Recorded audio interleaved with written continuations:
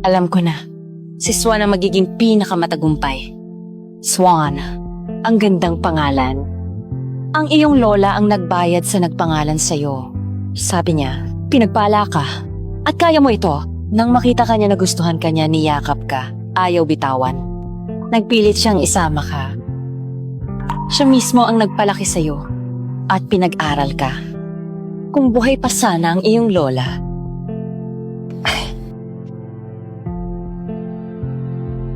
Swan. Swan.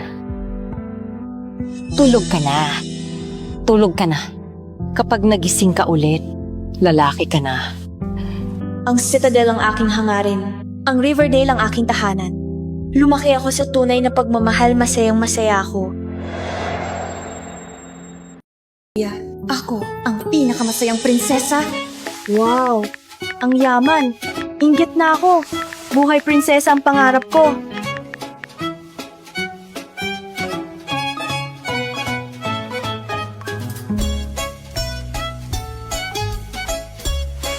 Ang hari at reyna. Ang ganda naman ng damit ng prinsesa ninyo. Bigyan niyo rin ako niyan. Pwede rin ng cash. Nakakasuka kayo. Binigyan kayo ng pera ng mga suwel para ipalaki. Ito ang makukuha namin. Siyempre nga, hindi nasisiyahan na mahihirap.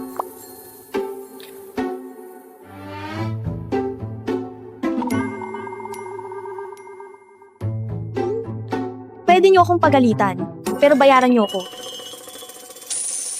Na-credit na ang 50,000 yuan sa card. Dahil sa pera. Pipilitin kong patawarin ang pangalawang kuya ng Suwel. Director Mommy, Cindy, may pera na ako. Travel na tayo. Bilis, lumabas na ang score. Ate, balik ka na pala. Bliss. Dali. Eto, huling apat. 5631. Huwag mali-type. Sige. Swan, anong nangyayari dito?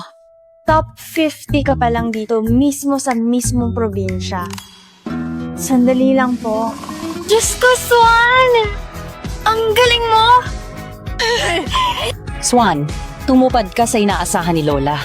Ang galing mo! Tapos ay, i-click ang search. Zia, good luck. Good luck. Oh my God, di ko matingnan. Tingnan niyo na lang para sa akin. Nakapasa ka. Lampas ka sa Tier 1 cutoff nung isang taon. Talaga? Ang galing. Wala pang 10 puntos ang lamang mo sa cutoff. Kung gusto mo makapasok sa Tier 1 Universidad, mahirap pa. Dad, pasensya na. Dapat nag-aral ako mabuti. Dad, pagdamag nakakulong si Zia. Nakuha niya itong puntos, maganda na. Oo, pinagbutihan ni Zia. Nagtataka ako kung kumusta si Swan. Kung ang pamilya natin ay makakabuo ng top scorer, tiyak na ang main family ay mas papahalagahan ang subsidiary natin. Bakit hindi tawagan si Swan? Pamilya rin naman siya. Tama si Dad. Nag-aalala ako sa kapatid ko.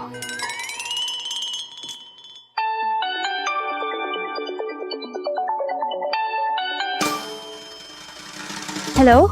Swan, na-check mo na score? Ano na? Lampas 700? Ewan ko. Hindi ko makita ang score. Eto, bakit di mo makita? May mali ba dito? Sis, huwag mong sabihin nakalimutan mong i-paste ang barcode kaya walang score. Ano? Zia, alam kong hindi ka makakasabi ng anumang maganda. Bakit mo sinasabihan ng ganun si Zia? Dahil hindi mo nagawa ng maayos, huwag mong ilabas galit mo kay Zia. Alam kong ang isang prom di katulad mo ay mapapalpak sa malaking pagsusulit. Hindi kaya. Ikaw ang palpak. Pati pamilya mo palpak. Ikaw, Diyos ko po. Sis, bakit mo nagawang sabihin ng ganitong kabastos? Mas mabuti pa sa pagpapanggap mong inosente. Swan, Pamilya ninyong Suwel walang matinong tao. Itinago iskor ko. Alam mo ibig sabihin yan? Top 50 ako sa probinsya. Nakuha mo? Gusto ko halos hindi na ipasa ni Zia ang cutoff para sa top universidad. Pinagdududahan ko kung ako ba talagang Suwel. Bakit ang IQ natin hindi pantay? anong kalokohan yan?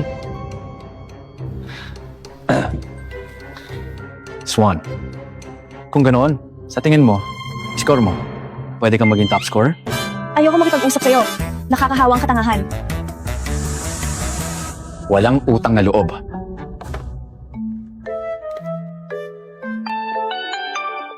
Ano ang problema? Swan, ako? Tingnan online ngayon. Na-leak ang mga e-score. Ikaw top scorer sa Citadel. Interview mo viral na online.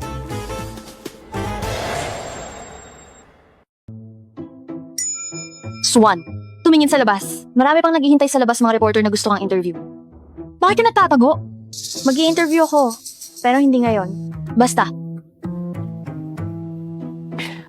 Naghihintay ako sa tamang panahon. Si Swan yan. Ito ang interview ni Swan. Top-notcher siya ng Citadel. Hindi ko inakala na si Swan ang tunay na top-notcher.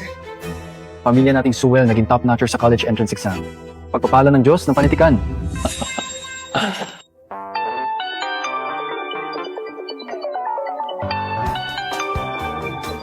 Hello? Swan, congratulations. Proud na proud sa'yo si Papa. Alam ko. May iba pa ba? Swan, sikat mo online. Paano kung payagan ulit ang mga reporter mag-interview dito sa bahay ng mga Sewell? At hayaan ang buong bansa na makita kung anong kahanga-hangang pamilya ng mga top students tayo. Hinihintay ko na tawagan ng mga swell. Sige, Sige, pupunta na ako. Ihahanda ang reporter. pumayag ako sa interview. Hindi sa bahay ng Sewell, kundi sa Riverdale. Swan, ano ka bang... Anak ka ng pamilyang Sewell? Sa bahay ng Sewell gawin ang interview. Oo nga, Swan. Bukod dito, top score ka sa Citadel exam. Pupunta sa Riverdale para interview. Anong silbi niyan? Oh, ayaw sumama? Okay lang. Kung gayon, ako na lang ang mag-interview na walang kayo. Hindi. Gawin sa Riverdale ang interview. Bibili na ngayon ng ticket si Dad at pupunta sa Riverdale ngayong gabi. Bilisan nyo. Kumalaw na. Maghanda. Ipak na gamit nyo. Bilisan nyo punta na sa Riverdale. Dad, nasobra na si ate. Sinong nagpapalakbay sa magulang ng sinasadya? Sa tingin ko, sinasadyang hinahamak ang pamilya Swell. Huwag kang magsalita ng walang kwenta. Harap ni Swan, huwag kang magsabi ng ganyan. Dad, sumisigaw ka sa akin. Ikaw naman, ang bata-bata mo. Top scorer si Swan, malaking bagay sa pamilya. Anong masama kung maabala tayo? Bakit ka nag-iinarte? Hindi mo makilalang mahalaga.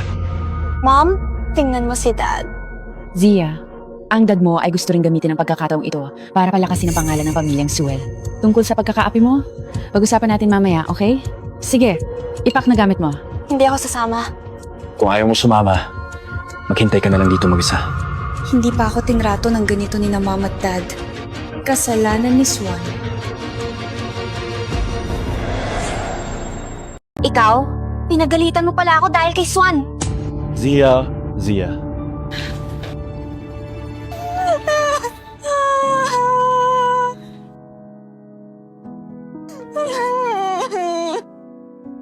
Huwag kang umiyak. Nasasaktan ako makita kang umiyak. Nico, dahil ba mababa score ko sa exam? Hindi na ako mahal ni Mom at Dad. Pinakamataas na score si Swan. Kaya mas mahal nila siya kaysa sa akin. Hindi. Walang titigil sa pagmamahal sa'yo. Nag-iisip si Dad sa kumpanya. Alam ko na nga. Matagal ko nang alam. Sa puso niya, Dad, wala akong laban kay Swan, lalo na sa kumpanya.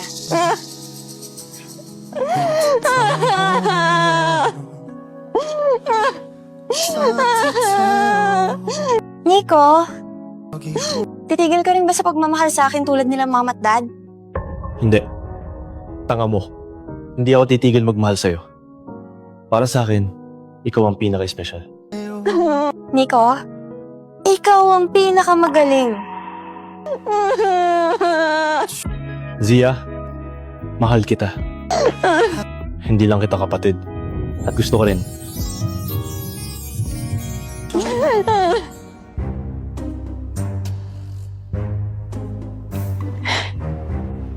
Ang sama ng hangin dito.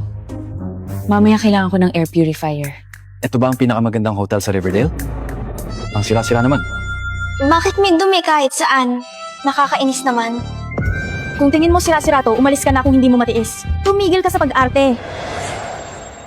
Ikaw, sabi ko sa'yo. Anong ginagawa mo? Bakit mo itinuro ang kapatid mo? Swan, tama ka.